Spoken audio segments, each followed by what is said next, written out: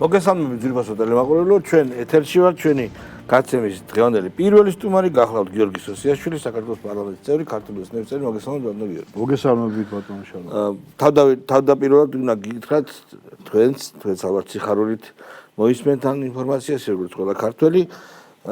ზეგ პარასკევს 7 მაისია მოგესალმებით ოჯახის სიწმინდის დღე, კვირას ჩვენ უნდა ვიყოთ იქ, სადაც საზეიმო პროცესია გაიმართება. აი ამ მსვლელობას წინ ჩვენი ახალი პატრიარქი უწმინდესი და უნოტერესი საქართველოს პატრიარქი შიო მესამე გაუძღვება, ეს ახალი პატრიარქია და ჩვენი რაოდენობით, ჩვენი სულისკვეთებით ჩვენ უნდა დავანახოთ ყველას, ვინც პრობლემებს გვიქმნის აქაც და გარეთაც, თუ რა როლი აქვს ეკლესიას, რომელიც არის ქართული ტრადიციების, ქართული თვითშემეცნების, ღირებულებების უპირველესი დამცველი. რაოდენობა აქ რა თქმა უნდა არის ძალიან მნიშვნელოვანი და მე დარწმუნებული ვარ, რომ ზღვა ხალხი გავა ქუჩაში დღეს დაამატეთ თუ შეიძლება. მეც მივესალმე პირველ ყოვლისა ჩვენს ძვირფას ტელემაყურებელს და იგივეს ვიტყოდი, რომ ეს დღე არ არის მარტო ოჯახური სიწმინდის დღე, ეს არის ჩვენი იდენტობის დღე. ეს არის ჩვენი ერთიანობის დღე და ერთგვარ ერთიანობის სიმბოლოდ გადაქცეული დღე, რომელიც არც განსვენებულმა მისმა უწმინდესობამ დააწესა და მე ვფიქრობ, რომ თითოეული ქართველი ერთგვარი მოვალეც არის, რომ აი ამ დღეს შეუერთდეს და თავისი პოზიცია დააფიქსიროს, როგორც ერთგულმა აი ამ ოჯახური სიწმინდისა. მით უმეტეს გადამდები აღმოჩნდა ჩვენი მაგალითი, ამერიკელებმა მოგვაძეს, ტრამპმა მოგვაძა და 17 მაისი არის ლოცვის დღე გამოცხადებული ამერიკის შეერთებულ შტატებში. პრეზიდენტ ტრამპის ინიციატივა საოცარია პირდაპირ როგორ უყვართ მიბაზვა. კარგში მოგვაძონ ეს კარგია. კარგში რო გვაძავენ ეს არის კარგი. ხო, ტრამპს გამახსენდა იმყოფება ჩინეთში. ძალიან საინტერესო ვიზიტია, ყველა ალბათ ვადევნებთ თვალყურს. ბევრი რამე შეიძლება გადაწყვეტს სოფლიოსთვის და რა თქმა უნდა ჩვენთვისაც. ჩვენ ზოგადად უკრაინის თემები გვაინტერესებს და იმედის მომცემი პროგნოზების თქვა. თუმცა მან უფრო რთულად არის ჩემი აზრით საქმე, ჯერ არ მორჩება ეს ომი. აქაც თუ შეგიძლიათ ხო, მე ვფიქრობ, რომ მართლაც მნიშვნელოვანი ვიზიტია, ჩვენ ძალიან კარგად გვახსოვს, ოდესაც განხორციელდა ჩვენი ხელისუფლების უმაღლესი პირების ვიზიტი ჩინეთში და ამას რა რეაქცია მოყვა ზოგიერთი დასავლელი პოლიტიკოსისგან, გახსოვთ თქვენ ჯო ვილსონის გამოხტომები, ასევე ბრუსელში მოკალათებული ზოგიერთი არაჯანსაღად მოაზროვნე პოლიტიკოსის ესეთი განცხადებები თითქოს ქვეყანა იქცეოდა, რომ ჩვენი ხელისუფლების წარმომადგენლები რაღაცა ჩინეთთან ურთიერთობას, ასე ვთქვათ, მიდიოდნენ და ხდებოდა ურთიერთობის გამყარება და ახლა, როდესაც ამერიკის შეერთებული შტატების პრეზიდენტი ჩავიდა და ხვდება და მათი რეაქციები ძალიან საინტერესოა. აი ჯო ვილსონი რა სიტყვის. სოფლიოში აი ამ ახალი გეოპოლიტიკური წესრიგის კვალდაკვალ ეს ნაბიჯები არის ძალიან მნიშვნელოვანი, მე ვფიქრობ და ძალიან საინტერესო იქნება როგორ შეფასებას გააკეთებენ ეს ადამიანები. ჯო ვილსონი არავინ არ არის, კიდევ ერთხელ დარწმუნდით, რომ ქართულ ნაცებს ყავთ ამორჩენილი ყველაზე უბადრუკი აზროვნების მქონე ადამიანი, რომელსაც ვერც გაურკვევია თავის ქვეყანას საითმედის. თავს აცხადებს ტრამპის ჯარისკაცად, მაგრამ აკრიტიკებს ის, რომელსაც ტრამპი ახლა და ძალიან საინტერესო საუბარი ჰქონდათ ყველაფერზე საერთოდ. ეგ არის ნონსენსი. რომელ ჯარისკაცობაზეა ლაპარაკი, როდესაც ყველა მისი განცხადება სახელს უტეხდა ამერიკის შეერთებულ შტატებს, კონგრესს, ამერიკის უმაღლეს წრეებს და საერთოდ ძირს უთხრიდა აი ამ ღირებულებებს და ახლა რაგან შეკვეთილი განცხადებების ავტორი რო იყო ეს დღესავით ნათელია და ძალიან მარტივად ჩანდა ყველა განცხადების უკან იდგა კონკრეტული გასამრჯელო. კი ბატონო. მოდი ჩვენ ვილაპარაკოთ ევროპაზე. ევროპაც პრობლემატური ქვეყანა გახდა ჩვენთვის და ხდება უფრო და უფრო. ჯერ გამოხტომა მოლდოვეთის. მეგობრებო, ჩვენი ტელევიზია დასაქცირებულია ბრიტანეთის მიერ რამოდენიმე თვეა უკვე. დედა მომიკვდეს არანაირი პრობლემა ჩვენ არ აქვს. ჩვეულებრივ მუშაობთ როგორც ადრე მეტი ენთუზიაზმით, იმიტომ რომ დაგვაფასეს ბრიტანელებმა. აი ახლა ამ სანქციების გამო მოლდოვეთში DST-ს წევრ ქვეყანაში, რომელშიც არნახული კორუფცია, მექთამეობა განვითარებულია, პოლიტიკური უფლებების შეზღუდულია კი არა და არ არსებობს, რომელშიც გააყალბეს არჩევნები და მაია სანდუ ძალით დასვეს, გააყალბებული არჩევნებით ინარჩუნებს პოს, იქ შეგვიშვებენ რაიმეს გასაშუქებლად თუ არ შეგვიშვებენ, მერწმუნეთ არც თქვენთვის მაყურებლებო და არც ჩვენთვის ამას არცებითი მნიშვნელობა არ აქვს. მაგრამ სიტუაციაზე უნდა ვილაპარაკოთ, რაც დღეს საგარეო საქმეთა მინისტრმა აღნიშნა. აი ამაზე მინდა რომ თქვენი კომენტარი მოვისმინოთ. დიახ, ვიცე-პრემიერის ქალბატონი მაგა ბოჭორიშვილის გამოსვლა იყო მართლაც ღირსეული გამოსვლა, ისეთი გამოსვლა, როგორიც ეკადრება დამოუკიდებელი სუვერენული ქვეყნის საგარეო საქმეთა მინისტრს. მე ვფიქრობ, მან თქვა ქართული ხალხის სათქმელი ამ გამოსვლაში. ჩვენი დაბულინგება და შევიწროება მხოლოდ აი ამ შეხვედრაზე არ დაწყებულა. თქვენ ახსენეთ ტელევიზიების დასანქცირება და ტელევიზიებისთვის აკრედიტაციის შეზღუდვა, მაგრამ აბა გაიხსენეთ კანდიდატის სტატუსის მინიჭებაზე, როდესაც გაცილებით კი არა ჩამორჩენილი ეკონომიკა გაჩანაგებული დსთ-ს წევრ სახელმწიფოს მისცეს კანდიდატის სტატუსი და ჩვენ რატომღაც დაგვჭაგრეს და ამ დროს რაღაც სამართლიანობაზე, მიუკერძოებლობაზე, ობიექტურობაზე ჰქონდათ გარკვეული პრეტენზია და ამბიცია ბრიუსელში მოკალათებულ ბიუროკრატებს. ხო, აქედან დაიწყო ყველაფერი. დაიწყო იმიტომ, რომ ჩვენ არ აღმოჩნდით ის ხელისუფლება, რომელიც მათი უსიტყვო მორჩილი იქნებოდა, უსიტყვოდ შეასრულებდა ყველა იმ დავალებას, ყველა იმ ბრძანებას, რომელიც ბრიუსელიდან წამოვიდოდა და ქვეყანას დიდ უბედურებაში გახვევდა. ჩვენ რომ მოლდოვის მსგავსად და უკრაინის მსგავსად ყველაფერზე მოგვეწერა ხელი და აი ამ დაგეგმილ სცენარში წავყოლოდით მათ და ქვეყანა გაგვიხია უბედურებაში და კაცმარუწყის ჩვენი ქვეყანა დღეს იქნებოდა თუ არ იქნებოდა. აი ამ ყველაფრის გამო ისინი ჩვენ ტას დაგვიკრავდნენ და ბუნებრივია არც თქვენს ტელევიზიას არ შეეზღუდებოდა ეს აკრედიტაცია, რომელიც მოხდა, მაგრამ ბოდიში დავასრულებ ეხლა ძალიან მიმძიმს ამ პარალელის გავლება, მაგრამ ნაცისტურ გერმანიაში, როდესაც მოდიოდა ამ ნაცისტური ხელისუფლების შემოქმედი, რა მან მოგეხსენებათ გამოსცა თავისი საპროგრამო წიგნი. ჩემი მაიკაფი. აი ამ წიგნში ასეთი ფრაზა აქვს, ჩანაწერი აქვს, რომ ის ემუქრებოდა მოვაო დრო და მეო 300 გრამიანი ჭურვებით ჩავახშოფო გაზეთებსო, გამოცემ თავისუფალ გაზეთებს. ანუ მედიაზე ქონდა, მედია ქონდა ამოღებული მიზანში. აი დღევანდელი ეს გადაწყვეტილება და მანამდე დასანქცირება აი ერთი პატარა ქვეყნის თავისუფალი ტელევიზიების დასანქცირება, მედია საშუალებების ასეთი შეზღუდვა, თავისუფალი სიტყვის ჩახშობა და დღეს კიდე რაც ვიხილეთ აი ამ აკრედიტაციის შეზღუდვა მინისტერიალზე, ნუ აი წარმოიდგინეთ რომ ნაცისტური რეჟიმის რაღაცა ამბებს მაგონებს. რანაირად შეიძლება წარმოიდგინეთ რომ 21 საუკუნეში, როდესაც საუბარი გაქვს ევროკავშირის გაფართოებას და რაღაცა მაღალ იდეალებზე ელაპარაკების საზოგადოებას და ხალხებს მოუწოდებ რაღაცა ჰარმონიისკენ, თანასწორობაზე და რაღაცა ზღაპრებს გიყვებიან, ამ დროს ტელევიზიებს გისანქცირებენ და ესე იგი, სულ რომ მიუღებელი არსებობდეს, დაუშვათ თეორიულად რომ რაღაცა რომელიმე ტელევიზია, რომელიმე ქვეყანაში მათთვის მიუღებელია, რანაირად შეიძლება თავისუფალ აზრს, თავისუფალ სიტყვას ებრძოლო. 21 საუკუნეში, ნუ თუ ევროპაში არ არიან ის ადამიანები, ვისაც ეს ყველაფერი ძვირფასია. ეს ხო არის ერთი დიდი აბსურდის თეატრი და ხედავთ რამხელა სიყალბესთან გვაქვს საქმე. ახლა ეს დღეს თუ ხვალ უსათუოდ დასრულდება და დასრულდება რა თქმა უნდა სიმართლის გამარჯვებით, იმიტომ რომ არ შეიძლება ასე გაგრძელება, ხო?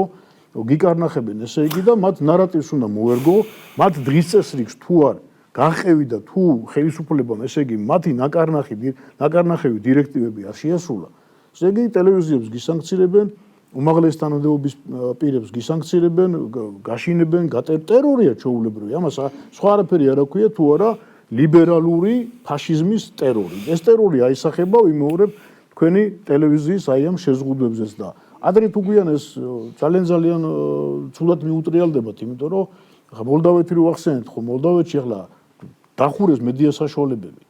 ორადორი მედია საშუალებაა თუ არ ვცდები დარჩენილი, რომელიც ამ ხელისუფლების აი ამ დღის წესრიგზეა მორგებული მთლიან თავისუფალი სიტყვა დახშულია. აი ესეთი რაღაც რატო არ იღებენ ხმას? იგი მოლდავეთში რომ თავისუფალი სიტყვა აღარ ხმიანებს, ეს მათთვის არაფერს არ წარმოადგენს. ანუ თუ მათთვის მართლაც მნიშვნელოვანია თავისუფალი სიტყვა, დემოკრატიული საზოგადოების მშენებლობა, სამოქალაქო საზოგადოების მშენებლობა, რატო არ იღებენ ხმას მოლდავეთში არსებულ სიტუაციაზე? რა დღეს ჩააგდეს? და თუნდაც უკრაინაში, ხო, უამრავი მედია საშუალება შეიზღუდა. დევნიან პირდაპირ. ხა რა გონიათ მოლდავეთმა თავისი ნებით ასე თქვა შეუზღუდა ქართულ ტელევიზიებს ეს იქ ოპერირება, ეს ხო წამოსული დავალებაა. ერთიანი დირექტივით იმართება და ეს არის უბრალოდ უბედურება, ევროპის ეს უბედურება და ეს მოდებული ლიბერალური ფაშიზმის ეს მეტასტაზები, მაგიტოა საშინელი, რომ აი ესე გამოიხატება, ჩვენ თვალწინ ხდება ეს ყველაფერი და აი ამას თუ წინა რა უდგა თანამედროვე ადამიანი, თანამედროვე ჩვენ აღმოჩნდით ის ქვეყანა, რომელზეც რომელმაც აი ამ ყველაფერზე ხმა მოიგო, აღიმაღლა და ამიტომაც არ ეხატება გულზე დღევანდელ აი ამ ბრიუსელში მოკალათებულ ბიუროკრატიას ჩვენი ხელისუფლება და ამიტომაც არის ასეთი დაჟინებით მუდმივი დაბულინგება, ხო? ჩვენ რაზე გქონდა, რაზე ოცნებოდი და ამბროსი ხელაიას სიტყვები გამახსენდა, რომ რას ამბობს ეს ჩვენი უდიდესი პატრიარქი, ხო, რომ ერთი მცირე, მაგრამ ძლიერი ნებისყოფის ქვეყანა ვართ, რომელმაც შექმნა უდიდესი ქრისტიანული კულტურა და ასევე ევროპული ჰუმანიზმის დამკვიდრება შეუწყო ძალიან ხელი. ანუ ჩვენ ვიყავით თანაშემოქმედი ამ ყველაფრის, ხო და დღეს რა გამოდის, რომ ჩვენ ევროპული ცივილიზაციის თანაშემოქმედ ქვეყანას თავისუფალ სიტყვას გვიხშობენ და ხმის ამოღების საშუალება არ უნდა.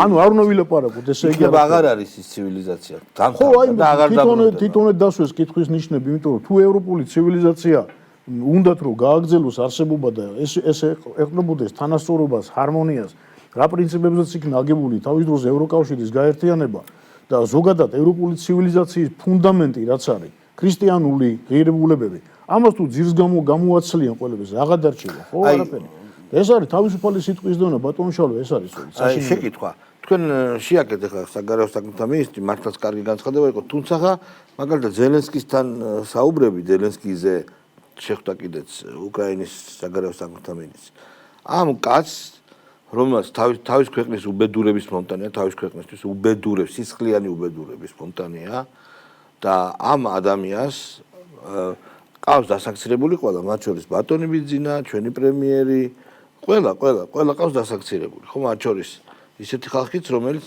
საერთოდ გაუგებარია რატო დაასაქცირეს ამ ადამიანს და მის ქვეყანას შეფარებული ყავს და რამს თუ შეფარებული ყავს სამუშაო მისცა სისხლის მსმელ ჯალათს ადეიშულს და ლორდ-კიფანიძეს იცით ეს ლორდ-კიფანიძე ვინც არის ხო რატო უნდა დაველაპარაკოთ სანამ ეს ყველაფერი არ მოგვარდება სანამ არ მოიხსნება სანქციები სანამ არ გადმოგვეცემა სისხლის სამართლის დამნაშავეები რატო უნდა დაველაპარაკოთ საერთოდ დიახ ქალბატონი ვიცე-პრემიერის შეხვედრა ეს არის დადასტურება ჩვენი მეგობრობის და მხარდაჭერის უკრაინელი ხალხისადმი აქ არაფერ შუაში არ არის უკრაინის ხელისუფლებისთვის რაღაცა მხარდაჭერის აღმოჩენა ჩვენ თავის დროზე მათ მხარდაჭერას აღმოუჩინეთ მაგრამ ძალიან დიდი უმადურობა გამოიჩინეს ოდესაც ღია ეთერებით მოუწოდებდნენ და რუსთაველზე შეკრებილ აი ამ რადიკალ ექსტრემისტებს პირდაპირ გადატრიალებისკენ მოუწოდებდნენ და ომში ჩათრევისკენ გვიბიძგებდნენ და მე უარყვეს არაფერი არ გვითქვამსო და მათი მაღალ ჩინოსნები პირდაპირ ღიად გამოდიოდნენ და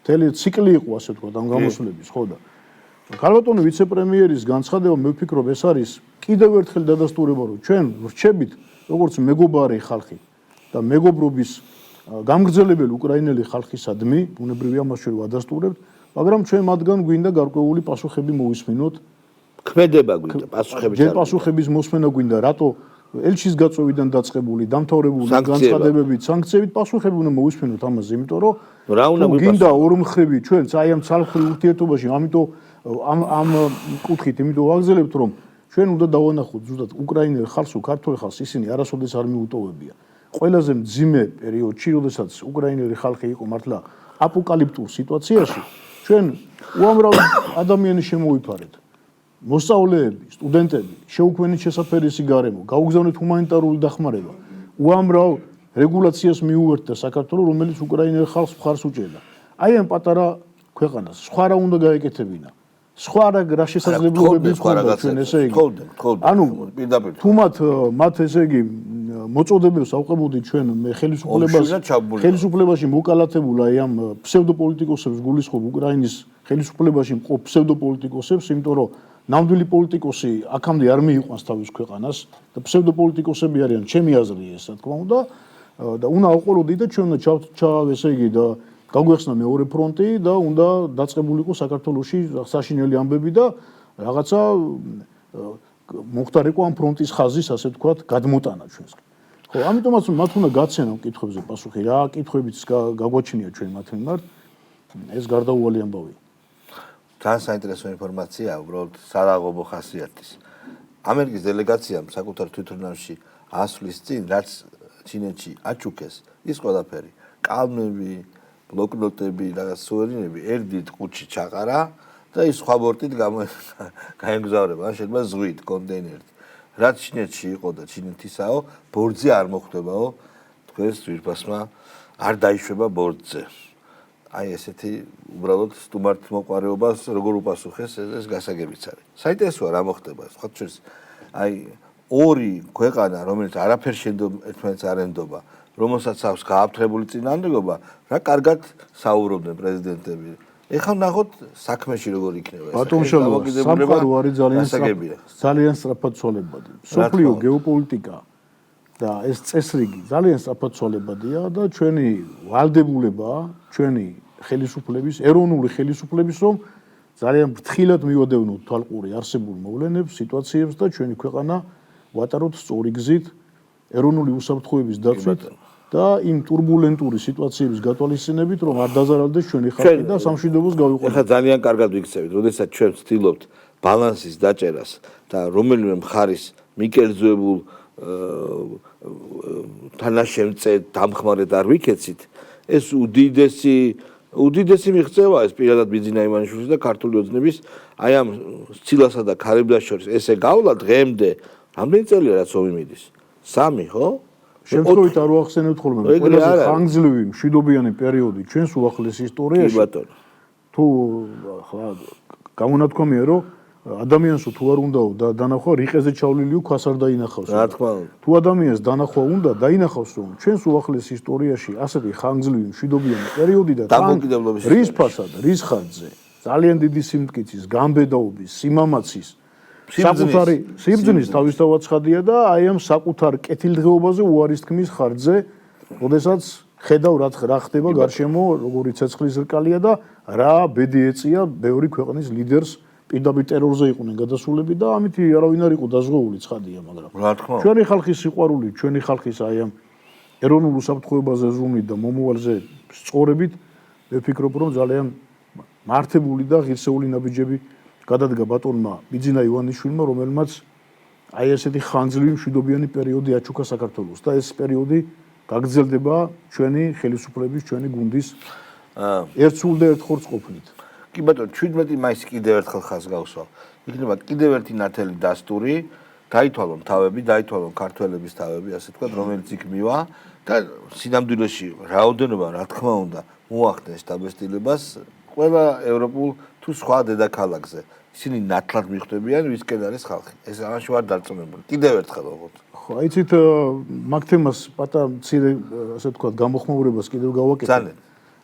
როდესაც ინიშნება ქვეყანაში ელჩი და უცხო ქვეყნის წარმომადგენელი, მას ერთგვარი ვალდებულებაც აქვს რომ შეისწავლოს იმ ქვეყნის ისტორია, იმ ქვეყნის ადათ-წესები, ტრადიციები. ვალდებულებაა, რა თქმა უნდა. ვალდებულებაა, რომ იმ ადამიანების საზოგადოებას, იმ საზოგადოების განვითარების გზებს და პერიპეტიებს იცნობდა, ხო? ეხლა ჩვენთვის ოჯახი და ოჯახური ფასეულობები დღეს ხო არ შექმნილა. ამაზე არის აგებული მთელი ჩვენი ისტორია. რა თქმა უნდა. ამაზე არის აგებული მთელი ჩვენი ეთნოფსიქოლოგია, კულტურა. შესაბამისად, მისმა უწმინდესობამ რომ ეს დღე დააწესა, ეს ყველაფერი არის ხალხის დაკვეთაც, ხო? ჩვენი ხალხის იძულებით, რომელი დღესასწაული მიუღია ქართველ ხალხს, რომელი დღეს გამოსულა, სახალხო ზეიმად რომელი დღე გადაქცეულა, რაღაცა იძულები. ეს არის ჩვენი დაკვეთა, რომელიც მისმა უწმინდესობამ გადააქცია ოჯახური სიწმინდის დღედ გამოაცხადა და მე დარწმუნებული ვარ რომ ძალიან ბევრი ადამიანი გამოვა თავის პოზიციას დააფიქსიროს, იმიტომ რომ ვიმეორებ, ეს არის არა მხოლოდ ოჯახური სიწმინდის გაფრთხილების და იმ მავნე და იმ რაღაცა უკუღმართობებზე უარის თქმის დღე, არამედ ეროვნული იდენტობის დაცვისა და გადარჩენის დღე. თქვენ გახსოვთ და იცით ალბათ თუ არ იცით გეტყვით, რომ 17 მაისი რატო იქნა შერჩეული, ეს არის მსოფლიო LGBT საზოგადოების დღესასწაულის დღე, პრაიდის დღე. და თქვენ ძალიან კარგად გახსოვთ, მეგობრებო, როგორ ნებათა ხელას იწვევდა ეს დღე წლების განმავლობაში იწვევდა საქართველოში, ქართველების წიაღში, ჩვენ ხალხში. იყო რაღაც შეხლა შემოხლები ხალხი ღიზიანდებოდა, რაღაც გავაფენები ეწყობოდა, რაღაც გარკვეული ჯგუფური შეკრებები ეწყობოდა, რომელიც არ მოსწონდა ქართულ ხალხს. და მოხდა ისე, რომ ამა როდის ნახეთ ბოლოს ეს აღელვებანი, როდის ნახეთ ეს, ვთქვათ, ცოტა უხერხული მდგომარეობა, როდესაც ძალიან ბევრი ქართველი აპროტესტებს იმას, რაც ხდება თუნდაც ლისის ტბაზე, თუნდაც სხვაგან. გაქრა ეს ამბავი. წინააღმდეგობაში მოდიოდა ჩვენს ბუნებასთან ეს ამბავი და მაგითო იყო. გაქრა ეს ყველაფერი. ჩვენ არავის უფლებები არ შეგვიზღუდოს კაცო. გავიხსენოთ სხვადასხვა ელჩები, რომლებიც იქ მიდიოდნენ ხარდასაჭერად. გავიხსენოთ ეს. ხო და ეგ ვახსენე მე ბატონ შალვა, რომ წარმოიდგინო იმ ელჩებს, რომლებიც საქართველოში ბრძანდებიან და საქართველოს ისტორიაზე თვალის არ აქვთ გადავლებული.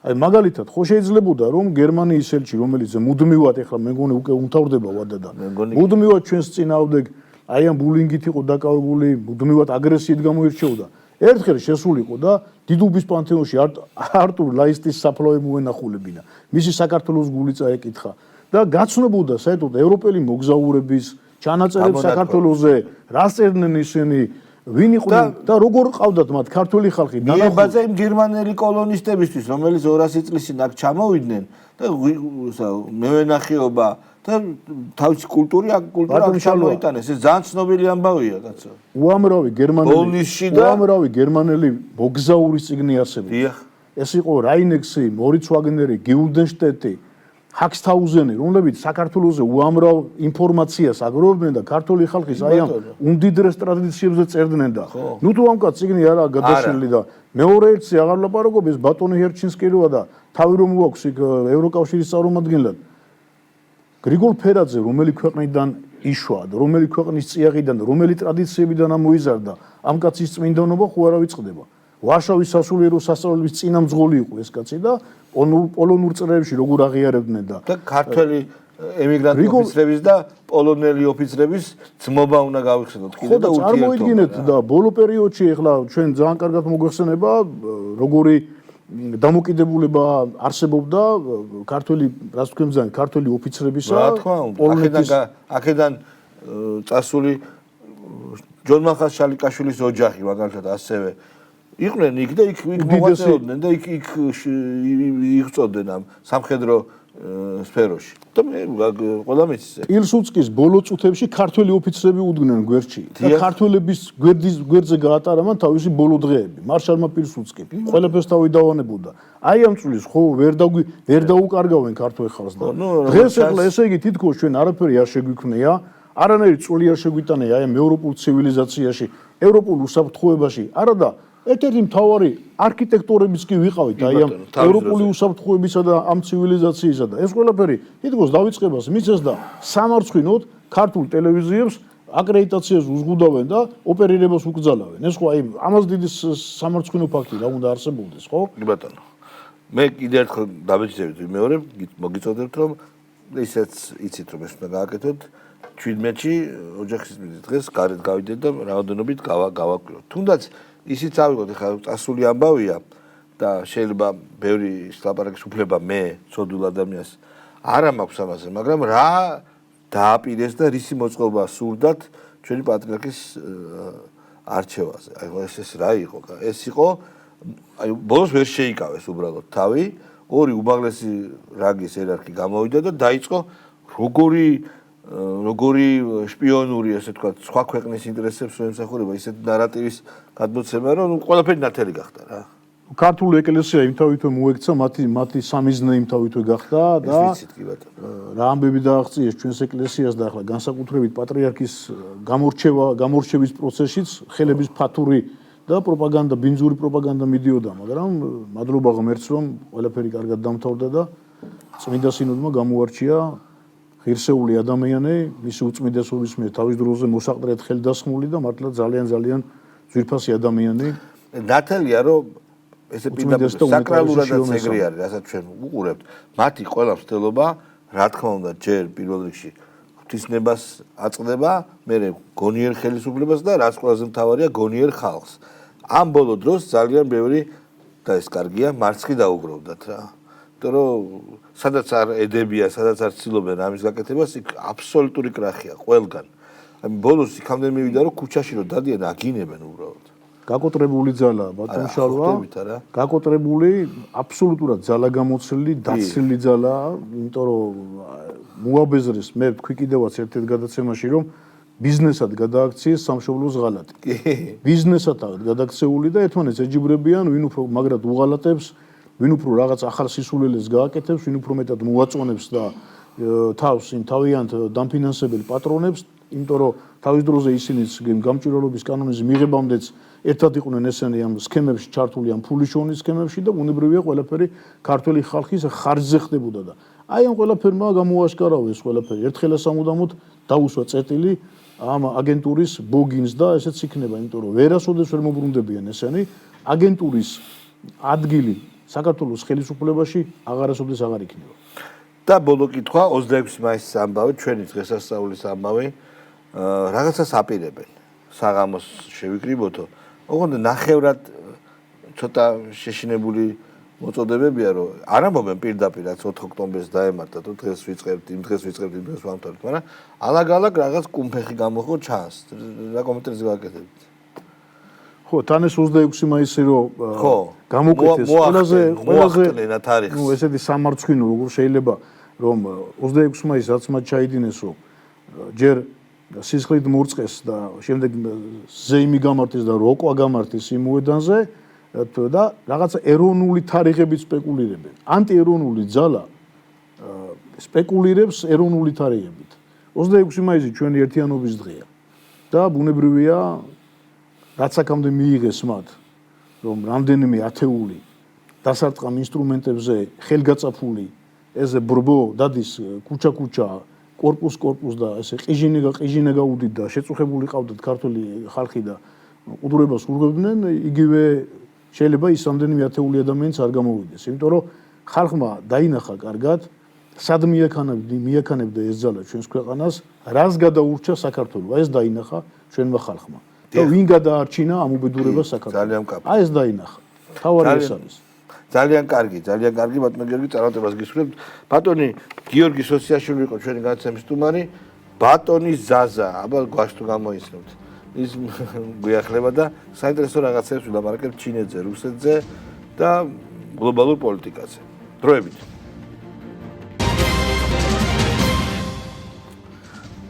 ბატონი ზაზა შატილშვილი ჩვენი განაცემის სტუმარი.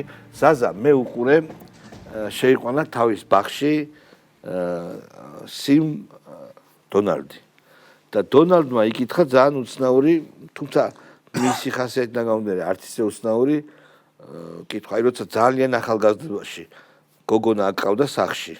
ხო ხარ ეგეთ მდგომარეობაში ნამყოფი ძალიან პატარა რო ცოლი რო არ ყავდა, არც ვერ არ ყავდა ცოლები და გასაგებია კინო უნდა გვეყურებინა ერთად ბერტოლუჩის აიმე ფილმი, ხო და გოგონა რო იკითხავს, აქ ხშირად ამოყავს ვიღაცები, ანუ არა რა თქმა უნდა შენ პირველი ხარ და ესე პასუხობ, ხო, მისთვის მნიშვნელოვანია რა, რომ ეს რა ხდება, ეს ვიღაცა კი არა ხარ, რომელიც მეათეჯერ ვიღაცა ამოყავს მეათენაირი. აი ერთადერთი და განმეორებული და იკითხა სხვა შორის, რომ აქ სხვა დიპლომატები იცი ეს ამბავი? არა, ძალიან მაგარი, აქ სხვა პრემიერ-მინისტრები, ministrები მოდიანო და ძალიან იშვიათოთო. ძალიან იშვიათოთო და ძალიან beautiful. აი პუტინი მაგალითად თუ აქ იყო. Okay, beautiful. პუტინი იყო. ხო, I see. არის კარგია. და საინტერესო ადამიანი. საინტერესო. კარგი, იქ ყველაფერი იქით იყოს, მაგრამ ხო, რას ნიშნავს? რა ვიზიტი იყო, რა მოხდა? არა, ნუ ჯერ მოდი ესე ვთქვა, არაფერი არ ვიცით. დეგონი არც საფერი. არაფერი არ ვიცით. ნუ ჯერჯერობით ინფორმაცია არ აქვს, შეგვიძლია მხოლოდ ვიმკითხავთ. ვერც ვერ ვიტყვით ამ ეტაპზე. ნუ ეს დროთა განმავლობაში გამოჩნდება, რა თქმა უნდა. არა, შეიძლება ისეც მოხდეს, რომ არ გამოჩნდეს. არ გამოჩნდეს, ანკორიჯის სულის სულისკვეთება, კვეთება. ძალიან ცნობილი ამბავი. ცუდად ხომ მაინც არაჩაევლის ეს ანკორიჯის სულისკვეთება. ხო და ანუ ბევრი ვერაფერი გავიგეთ, ხო ანკორიჯის არა, გავიგეთ რომ დაპირდა რაღაცებს და შემდეგ გადააგდო რა. პუტინი. ხო, პუტინი გადააგდო როგორც ევროპამ გადააგდო, კი ბატონო, ევროპას არ გამოვიდა. ხო, მაგრამ აი მაგალითად ერმაკის დატყვევება რამის ნიშანია რა? აქ არის მეორე ესეთი ახსნაც, ეს კონსპიროლოგია არ არის ოღონდ. ახსნა ესეთია, რომ ამას აკეთებს პოროშენკო. პოროშენკო რატო? პოროშენკო იმიტომ რომ არის სანქციების ქვეშ ვინ რას აკეთებს? აი ეს ყველაფერი რა ყველაფერი? რაც მოხდა. როდის? პოროშენკოს არ აქვს ამდენი ძალა. ნუ არის ეგეთი მოსაზრება, რომ ყველა შეერთდა ზელენსკის წინააღმდეგ? ერმაკის წინააღმდეგ. ერმაკის. ანუ ზელენსკის თუ არა? იცი რა, ზელენსკი. ხო, მაგრამ არა. ამ ესე იგი ახსნის თანახმად ზელენსკი რჩება როგორც ეგრეთ წოდებული საქორწინო გენერალი და იცვლება ერმაკი. იმიტომ რომ ლაპარაკია 90 მილიარდზე. ფულზე. აი დანარჩენი ყველა გაერთიანდა, ნუ არახამია, ბუდანოვი, უმეროვი, პოროშენკო ტელიეს. ოღონდ ესეც ის არის. ხო, მაგრამ საზრებაა. ამერიკელები როგორ მონაწილეობენ? ამერიკელების ნებართვის გარეშე ეგენი ერმაკს ვერ დაიჭირა. ის რომ ტაკერს ჩაწერილი ქონდა უფრო ადრე, ეს გამოჩნდა რატო ახლა საიდან გამოჩნდა და ამას ბერმე შენიშნა. თებერვალში გაიყინა ცნობილი ოპერატორი. და ამ ფაქტს ახსენებს ეს გაიყინა რას ნიშნავს? აი სეცივები რო იყოს, თავის სახლში მოკვდა კაცი. გაიყინა და მოკვდა. გვარდამავიდა ახლა. ცნობილი უკრაინელი ოპერატორი. და აი ამ ფაქტს ახსენებს მენდელი. და აქედან გამომდინარე, ეს არის ჩაწერილი ან თებერვლის ბოლოს, ან მარტის დასაწყისში. ეს ტაკერთან საუბარი. კი ბატონო. და როგორც კონსერვებით გამოაგდეს მოკლედ. ტაკერი იზავდა ამას, იმიტომ ტაკერისთვის თავარი რეიტინგია და ასე. მეორე მოსაზრება არის ესეთი, რომ ნუ ამას აკეთებს ტრამპი ცოტა გაუგება. ნებართვის გარეშე ნაბუ გადადგავდა ამ ნაბიჯს. ანუ ნაბუ ხო ამერიკელების ორგანიზაცია არემორჩილება არავის უკრაინაში. ხო, ეს არის ამერიკელების ორგანიზაცია, მათ შორის არც ევროპაში. არც ევროპას არემორჩილება, ხო პრინციპში ხო აი ესეთი მომენტია, მოკლედ ერთი მოსაზრების თანახმად ამას ტრამპი აკეთებს, მეორე მხრივ არის რომ აი ეს ხო, ანუ ზელენსკის საქმე ცუდად არის, იმიტომ რომ ტრამპს არ აწყობს ეს ომი, ამ ომის გაგრძელება, არანაირად აღარ აწყობს. ანუ თავი რა არის, რომ ჩანაწერებში უკვე ისმის ვინმე ვოვა. ხო. ხო და რომელიც მე კონკრეტულად ზელენსკი გახდება. ძალიან ბევრი ამბობს რომ რა თქმა უნდა ეს არ არის ზელენსკი, ეს არის პუტინი. ხო. პუტინი. ხო. უკვე იმდენად ახლოს არის ყველაფერი მასთან, ნუ რომ ახლოსაც არ ქვია, ნუ ყველა მისი გუნდის წევრია, ყველა მისი ახლობელია, ყველა გასვლია კორუფციაში. კვარტლიდან არის ყველა, ასე რომ მოკლედ გავიგე. შესაბამისად, მოდი ესეთი რასკლადი რომ დავდოთ ჩვენ, რომ თუნდაც შეუძლებელია აი ამ პირობებში. რა შეიძლება უნდოდეს ტრამპს სისგან? სის რა უნდა ტრამპისგან ეგ გასაგებია. იქ ირანის ნუ რამდენიმე ეგრე უნდა ასევე რომ კაპიტალი არ გავიდეს, ამერიკული კაპიტალი არ გავიდეს ჩინეთიდან, ესეც უნდა. და ბაზარი არ დახუროს ამერიკამ ჩინური ბიზნესისათვის. ესეც უნდა ჩინური ეკონომიკისთვის. ტრამპს უნდა, მე ესე მგონია, მე შეიძლება ახლა ნაცარს ვიქექები, მაგრამ მაინც ტრამპს უნდა რომ მისცეს საშუალება მსუბუქი მეტალებით ივაჭროს. ეს მოლაპარაკება უნდა ტექნოლოგიის განვითარების საქმეში, იმიტომ რომ ეს პირატული მსუბუქი არა, ეს იშვიათი მეტალები, ხო, ლითიუმი და ასე. მსუბუქ მეტალებს უძახიან იმაში, მენდელევის სისტემის მიხედვით. იმ წკრივშია რომ მსუბუქია, მათი ვალენტობა ესეთია, კი ბატონო. და კიდე უნდა რომ მოგვარდეს ტაივანთან დაკავშირებით, რა, რომ იქ რაღაცნაირად ისე მოგვარდეს, რომ ეკონომიკას არც ამერიკის პრეზიდენტის ზარალი არ მიადგეს, ხო? არ უნდა რომ რუსეთი და ჩინეთი გაერთიანდეს საბოლოოდ, ხო, არ უნდა არც სურს ეგ და ირანის დილემასაც როგორ დაამთავრებს ახლა ესეც ანუ თუ ნებისმიერ შემთხვევაში სახმელეთო ოპერაცია თუ არ ჩაატარა და რეჟიმ ჩენჯი თუ არ გააკეთა ძალიან არასახარბიელო შუქში ჩანს ტრამპი. რუსეთს რა უნდა ესეც გასაგებია, რუსეთს უნდა რომ გაითვალისწინონ ის როგორც მოთამაშე, 18% უნდა სულ რაღაც დონბასიდან ანუ იქით წასვლას არაპირებს და გამოსცადა ახლა ძალიან დიდი რაკეტა სარმატი, რომელიც ნუ რო შეხედა უკვე გეშინია რა. რუსების არგუმენტები ეს არის ყოველთვის. საბოლოო ჯამში 35000 კილომეტრი მიფრინავს. ხო. დედამიწის დიამეტრი არის 40000. და შეუძლია მანევრირება. ანუ შეუძლია გაისროლოს იაპონიის მიმართულებით და სიტუაცია შეიძლება ჩავარდეს. არა, სულერთია და ავანგარდი არის ესეთი ზედ მაგრდება და 12ჯერ ხმის სიჩქარეზე მეტი, გერის სიჩქარეზე მეტი სიჩქარეს არ ვითარებს 20ჯერ მე მგონია. საშინელი ციფრებია რა და. ის გასაგებია რუსეთი ახლა როგორ მოქმედებს რა არგუმენტები აქვს. Из союзников у нас только армия и флот. გასაგებია. უპასუხა ყველაფერს ნაშატვენ ჩემბერლენს. უპასუხა უდიდეს საზარელი მაგრამ რო უყურებ შეიძლება შეგეშინდეს რაკეტის გამოსდით. აი ამ რასლალში შენ გაგვარკვია ბა. გიშველე კორკოთხოვს გაგვაგებია ძამაგარი. ეს ვიდეო გასაგებია. ნუ რეალურად მართლა ყველა ბევრი ექსპერტი ხო ვისაც მე ვკითხულობ დავუშვათ როგორც ევროპელი ისე ამერიკელი აღნიშნავს იმას რომ რაღაცნაირად იწყება პროცესი რომელსაც შეიძლება დავარქვათ ახალი თეირანი, იალტა, პოტსდამი.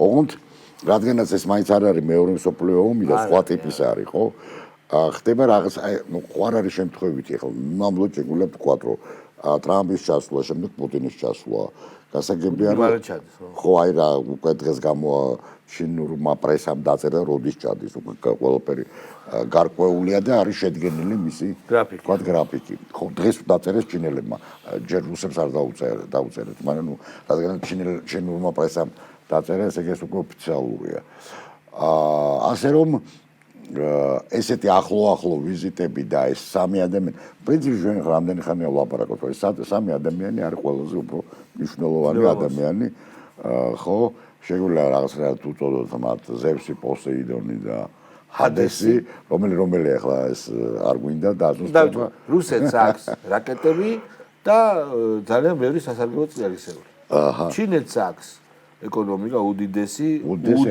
და პროფესიონალური შრომის რესურსი, ტექნოლოგიური შრომის რესურსი, მათ სამხედრო ძალებზე ჩვენ არ ვარ. გვაქვს გარკვეული. არა, არ უომია და არა, მეორე მომენტი რა არის, იცი რომ საერთოდ ჩინური კულტურა არ არის ომის კულტურა. არ არის ომის კულტურა. კი ბატონო. მიუხედავად იმისა, რომ ყველაზე დიდი არმია ყავს. სუნძი ჩინელი იყო. კი ბატონო. მაგრამ ის იძახდა რომ ომამდე ზოლავდი ომი. ხო, ომი უნდა მოიგო. ამერიკის შეერთებული შტატები არის ტექნოლოგიური გიგანტი, არის სოფლიო ეკონომიკური გიგანტი, ასევე პაკეტის ფლობელი, სამოქალაქო საბჭო ეკონომიკის ყველაზე დიდი ბიუჯეტი, ყველაზე დიდი სამხედრო ბიუჯეტი. კი ბატონო, დოლარი არის ყველგან, ანუ მისი ფული არის სოფლიოს ფული, დომინირებს აქ. ანუ შეგვიძლია ვთქვათ, რომ თუ დავუშვათ ახლა რუსეთმა გაუჭირდა ევროპაში და ირანში. თუ კი რუსეთი მაინც არის სამხედრო ძალასთან გაიგივებული ჩინეთის ეკონომიკასთან, ამერიკა არის უნივერსალური მოთამაშე. თუმცა უჭირს რამოდენიმე ფრონტზე ერთდროულად აი ეს უჭირს. რა თქმა უნდა, ერთ-ერთი სერიოზული საკითხი რა თქმა უნდა არის ირანი. სადაც ორივე მხარე, ანუ ჩინეთიც და რუსეთიც არის დაინტერესებული. აი უნდა დავაკვირდეთ რა მოხდება 1-2 თვის განმავლობაში. გაზრებს თუ არა ამერიკა. ეს ომი გადავა თქვა და ეს მინავლებულ ფაზაში ამერიკა ირანის. ამერიკა ირანის ხო. ახლა ისრაელიც უნდა ჩავთვალოთ, იმიტომ რომ ისრაელი არ დაუშვა. ისრაელი არის მხარე ასევე. ცალკე მხარეა. ხო. მე ესე მგონია. ცალკე მხარეა, ხშირად არის აქ არის ორი კონსპიროლოგიური თეორია. ერთი კუდი რომელიც აღსაქმნებს, რომ აი ისრაელი არის მეორე, რომ პირიქით ისრაელი არის განტევების სიტუაცია, რომელსაც იყენებს ამერიკა. ნუ ვერაფერი ვერ გავიგეთ ჩვენ. ვერაფერი ვერ გავიგეთ საერთოდ. ეს ანუ თავი მოგვაქვს. რაღაცა ვიცი და ახლა ამას ლაპარაკობ. ან ასე იქნება, ან ისე თეთრი ცხვარი დაკალით, შავი ცხვარი დაკალით. არა, ვერაფერი ვერ გავიგეთ. რატომ? იმიტომ რომ ჩვენ პირველ რიგში რაც არის დავკარგეთ ნარატივი, დავკარგეთ არა მარტო ჩვენაც. ჩვენ გულისხმობ კაცობრიობას. აქამდე იყო ლიბერალური ნარატივი, იდეოლოგია, ნარატივი. ამის მეშვეობით ჩვენ ხსნიდით მოვლენებს, ხო? ყველა ალტერნატიული ნარატივი ითვლებოდა კონსპიროლოგიურად და იყო მარგინალიზებული. ეხლა გამოვიდა კონსპიროლოგია და ეხლა ყველაფერი პირიქით ხდება, ან არსებობს უამრავი კონსპიროლოგიური ნარატივი და უბრალოდ ეხლა შეგვიძლია კონსპიროლოგია აღარც ვეხმაროთ, იმიტომ რომ პრაქტიკულად მე ამას დავარქვით უბრალოდ სიღრმისეული ნარატივი, როცა აი რაღაცა ფიგურის უკან დგას მეორე ფიგურა, როგორც იყო ყოველთვის.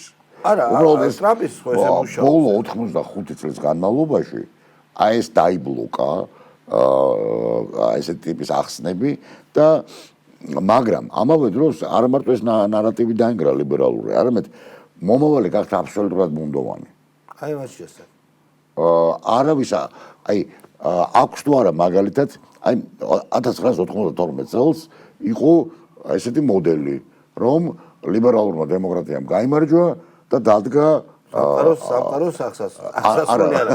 ისტორიის დასასრული, ანუ მე-7 დღე, ან მე-8 დღე. ხო? ხო, გავიდა რაღაცა 9 წელი. არა, ჯერ რა თქმა უნდა ძალიან შეარყია ეს ყველაფერი იუგოსლავიის ომმა, სერბეთის ომმა. მე 2001 წელი 9/11 და ნუ სირიის ომიდან მოყოლებული და უკრაინის ომი, რომელიც ესე იგი კონფლიქტი დასავლეთ ევროპასა და რუსეთს შორის, რომელიც გრძელდება 500 წელიწადი, ისევ თავიდან დაიბადა ეს კონფლიქტი, ხო? და სულ ყოველთვის ხდება ან უკრაინასთან, ან პოლონეთთან დაკავშირებით. ჩვენ ამაზე არაერთხელ გვილაპარაკია. მეხუთე მოქმედება. პირველი 1603 წლის მუტა პოლონეთი, 1712 პოლტავა, უკრაინა, შემდეგ უკვე პირველი და მეორე მსოფლიო ომები და იქაც პოლონეთის საკითხი კორიდორის ეგრეთ წოდებული და ბოლოს აი ეს ომი, რომელიც პირდაპირ უკრაინა პოლონეთი. აი ეს ამის გარშემო ტრიალებს რუსეთისა და ევროპის ამბავი. ეს 5 მოქმედებიანი დრამა. აქედან გამომდინარე, ესე იგი ყველაფერი დადის რაზე. ნუ ბევრი ამ წითელი ხაზები, აი რატომ არ აკეთებს პუტინი იმას, რომ აი ეს როლოს დავუშვათ საბანკო, რა ქვია, ბანკავა ეს. იმიტომ რომ არის უკვე დიდი ხანი არსებობს ეს, რომ აი ჩინეთმა მას დაუყენა რაც გარკვეული შეზღუდვები. ნუ წითელი ხაზები არ უნდა გადავახოს. გამომდინარე ჩინეთის ხედვიდან, ხო? ანუ ატომურ იარაღზე არ არის ლაპარაკი, მაგრამ არანადგურებენ გადაწყვეტილების მიმღებ ცენტრებს. ანუ არა ბანკავა ეს არ ურტყავს, დუმას არ ურტყავს. მეორე მხრივ, აი თუ ავიღებთ რომ დაარტყას, აი რა მოხდა, რა შეიძლება მოხდეს. ისრაელმა დაარტყა, განადგურა პირველი შემადგენლობა, რამაც კიდევ უფრო გასასტიკება გამოიწვია. ანუ ის პირველი შემადგენლობა ხამენეიდან დაწყებული და ლარიჯანით დამთავრებული გახდნენ მოწამეები. და პოლონეთს რო დაარტყას რუსებმა გამორიცხა. აი იმ ცენტრებს, ლოჯისტიკურ ცენტრებს. იცი რა არის, მთელი ამბავი არის ის, რომ მთავარი პრობლემა არის ის, რომ ვიღაცების თავებში მაინც არსებობს საერთაშორისო სამართალი. ხო, მაგრამ აი ბალტიისპირეთი რო აიღოს ესტონეთი, დაიწყება მესამე მსოფლიო ომი. ხედავ მან როგორ არის. ანუ არაფერი გარკვეული არ არის. ჩვენ ვართ იოსებ ბროდსკის აქვს ერთი ბევრი გენიალური ფრაზა აქვს, მაგრამ ერთ-ერთი არის ესეთი გრედუში ის ფორმა წმი. მომავალი არის წყდიათის ფორმა. ფორმა. აი ამას მივაქციოთ ყურადღება. ფორმა არსებობს, მაგრამ არ გვესმის საზრისი. გესმის? არსებობს რაღაცა მატრიცა, მაგრამ სხვა შორის აქ მინდა ერთი მაგალითი მოვიხმო. იყო ესეთი არაჩვეულებრივი ფრანგი ისტორიკოსი ფერნან ბროდელი. რამდენიმე ძალიან მნიშვნელოვანი წიგნი აქვს დაწერილი, აი ფუძემდებლური. მათ შორის მსოფლიო ეკონომიკის ისტორია, სამტომეული, ძალიან სერიოზული. კიდევ და მას აქ ეგეთი ეფექტი შადრევნის ეფექტი. თუმცა შადრევანს რა ახასიათებს? ჩანს მისი აი შადრევანი, მისი თავი, ბოლო და შუა არის დაფარული ჩრდილით. და აი ჩვენ ისტორიკოსებიო და არა მარტო ისტორიკოსები ვართ აი ამ სიტუაციაში. ჩვენ ვერ ვხედავთ შუა ნაწილს, ანუ თავარი ნაწილი რაც არის, ამას ვერ ვხედავთ და აი რეალურად ჩვენს თანამედროვეებიც ხშირად ვართ აი ესეთი შადრევნის ეფექტის წინაშე, ანუ ვერ ვხედავთ იმას რაც თავსა და ბოლოს ერთმანეთს აკავშირებს. ანუ რაღაც მატრიცას ხედავთ, როგორც არ წარსებობს რაიმე ლოგიკური კავშირი. არა, უყურე. მაგალითად, ახლა შეკონსტრუაციით ხსნის შეიძლება, მაგრამ შადრე ესე შეიძლება არ არსებობს ლოგიკური ხო, არა, პოსტმოდერნი ეგ იყო ზუსტად. ჩვენ არ გვინდა, მაგრამ უყურე რა არის პოსტმოდერნი აღმოჩნდა ლიბერალიზმის ბოლო ბასტიონი, ხო? მაგრამ აი ეხლა როცა ჩვენ ყველაფერი შემოგვეშნა ხელში, უბრალოდ პოსტმოდერნიზმი აღარ მუშაობს. ამიტომ ამოვიდა ზედაპირზე ამდენი კონსპიროლოგიური ნარატივი და თეორია. ხო, კიდე კაი საქართველოში ჩვენ ვართ. როგორც აი ძველი ერი რო ვართ, ჩვენთვის ვართ, წნარად ვართ და ყველაზე სწორი გამოსავალი მოვძებნეთ აი ამ საშინელებაში. როგორ ვახერხებ? ერთ-ერთი ყველაზე სწორი. ხო, არა, იმ სხვებიც არიან, მაგრამ აბსოლუტურად გაუგებარი. ამოიკუმინაში როგორ ვახერხებ? ამოიკუმინაში ნამდვილად მე ესე ვიტყოდი, რომ სამი მომენტია ძალიან მნიშვნელოვანი და ეს სამივე ერთმანეთს ეს არის რა თქმა უნდა ძველი კულტურასაც ამბობ პიდენტობა, გამოცდილება, რომელიც გამოვიდა 90-იანი წლებიდან. თუნდაც. და არა მარტო. ჩვენ არა, უყურე არის ამ თაობას ახსოვს და ხშირად აი რატომ არ გამოდიან აი რა ქვია ხმასაძლევენ არ გამოდიან. რატომ? იმიტომ რომ ნაცების ელექტროდების უდიდეს ნაწილსაც ძალიან კარგად ახსოვს ეს 90-იანი წლები და არ უნდათ. ნუ მაგრამ ახლა მაგათაც ხო აქვს თავმოყარეობა არა? რევოლუციაზე არ გამოვა. არ უნდათ რევოლუცია, არავის არ უნდა რევოლუცია. არა, ხო. აქედან გამომდინარე ხო არის იბნ ხალდუნის ცნობილი 4 თაობა. პირველი თაობა რომელიც აკეთებს, მეორე რომელიც მეოთხე პირისპირდება თავის მამების მონაპოვარს. ხო? შესაბამისად მე რომ რაღაცა ანუ ჩვენ ჯერ კიდევ ვართ მესამე თაობაში, ანუ რეზუმირება რო შევძლო რაღაცნაირად. მართლაც ბუნდოვანი არის ყველაფერი, ანუ ის ლოგიკური ჯაჭვი, რომელიც მოვლენებს აკავშირებდა, თუნდაც 20 წლის წინ, ან 15 თუნდაც 10 წლის წინ კაცო. აი ავიღოთ მაგალითად ახლა არის 2026 წელი, ტრამპი როცა პირველად მოდიოდა, აი ეს პერიოდია, ხო ჯერ კიდევ არ არის ჩატარებული არჩევნები. 2016 წელი. მაშინ როცა ვამბობდით, აი ლიბერალური ნარატივი, პარადიგმა იქ ჩამოიქცა რაღაცა, ამისი არავის არ ჯეროდა. და დღეს, უყურე რა არის დღეს ტრამპმა გახსნა პანდორას ხუთი. ამოფრინდა იქიდან ყველაფერი, ხო? აი რა არ მოხდა, რა არ ვნახეთ. შეწარმოდგენია ამერიკის მინისტრი, სამხედრო მინისტრი ლაპარაკობს მესამე ტაძრის აშენებაზე. კი ბატონო. ამას წარმოიდგენდი შენ თუნდაც 5 წელს წინ. არა. როცა ვინმე ამას ამბობდა, ეს იყო სრული სიგიჟე. ესმის, მაგრამ ამერიკული ჯარის თავდასხმა ვენესუელაზე ლიდერის მოტაცება და შემდეგ ვენესუელაში ყველაფრის იგივეს გაგრძელება. ხო, ეგეთი რამე ყოფილა. თითქოს არც არაფერი მოხდა. არა, ხო, უბრალოდ ტიტილასავით წაიყვანეს კაცი და მაგის ცოლი, ჩააგდეს ამერიკულ ციხეში, მაგრამ მერე ვენესუელაში გაგრძელდა ყველაფერი ისე და შემდეგ სულ 2 დღის წინ ტრამპი აქვეყნებს რუკას, სადაც ვენესუელაზე 42 შტატი, ხო? აი ეს ხდები რა ხდება. ანუ მეორე მხრივ თუ ამას დიდ დროში შევხედავთ, შეგვიძლია დავინახოთ შემდეგი, რომ თუ ამერიკის ისტორიას გადავხედავთ, ხო ეს 250 წელს თუ ავიღებთ, არა, ძალიან ბევრი შტატი ნაყიდი აქვს. დასახად. ლუიზიანა. არა მარტო 13 ნიუ-მექსიკო, კალიფორნია. უდიდესი ნაწილი შტატების არის ნაყიდი. არა, ხო. დიდი ნაწილი მოკლედ. კარგა, მოზრდილი. ამის მერე 70-იან წლებში მე ფლორიდა. ხდება ქვეყნის დააპგრეიდება და სამოქალაქო ომი. რომელიც საბოლოოდ მისცა სახე, ხო? და დგება რაღაცა პერიოდები, როდესაც ქვეყანა კიდევ დგება ესეთი დილემის წინაშე. როგორც ჩანს დღეს არის სწორედ ეს პერიოდი, როდესაც ის ორი მოდელი, რომელიც აქვს, ერთი აქვს მაგას, მეორე აქვს, თქვა და ასე დემოკრატ რესპუბლიკელებს, აბსოლუტურად არ ემთხვევა ერთმანეთს.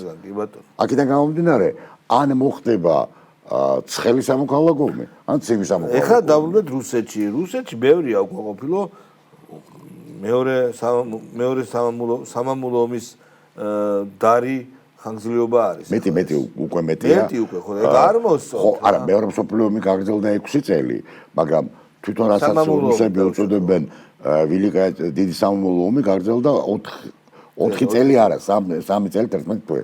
ხო, 22 ივნისი 9 მაისი. ანუ უკვე გადაცილდა. გადაცილდა.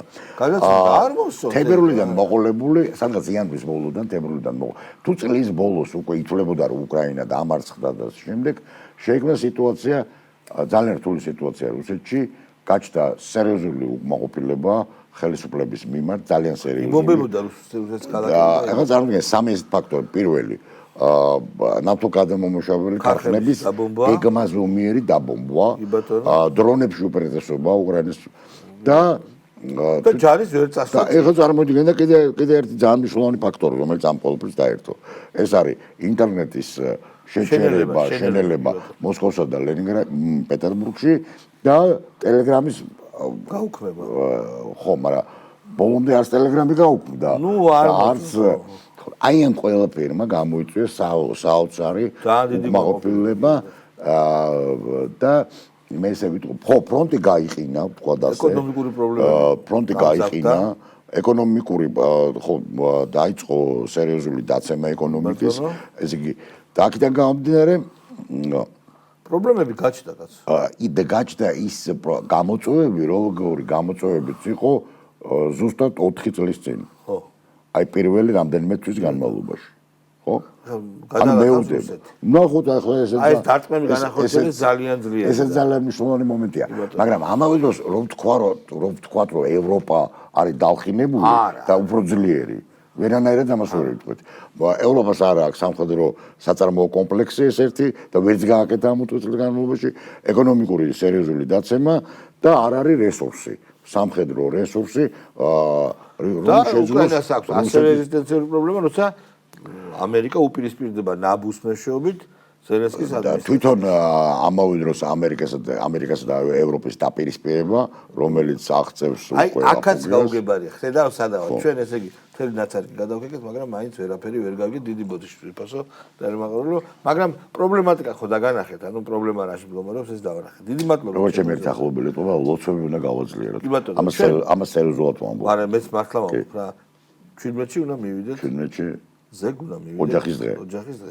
ოჯახის ყველა ჩვენ ახალი პატრიარქი წარგვიძღება. სხვა ჩვენ სასწაულია მართლაც ღვთისმადლია რომ არავერიეთ ქართველები დაწუნებული იყო აი შინაგანად ხონდა აბსოლუტური დარწო ესეთი შინაგანი შეგნება რომ არაფერი არ მოხდებოდა ძალიან კარგი შეპირშაკარი ჩვენ დროებით ვეშთობით ერთმანეთს მეგობრებო და ერთმანეთს შეხვდებით პარასკევს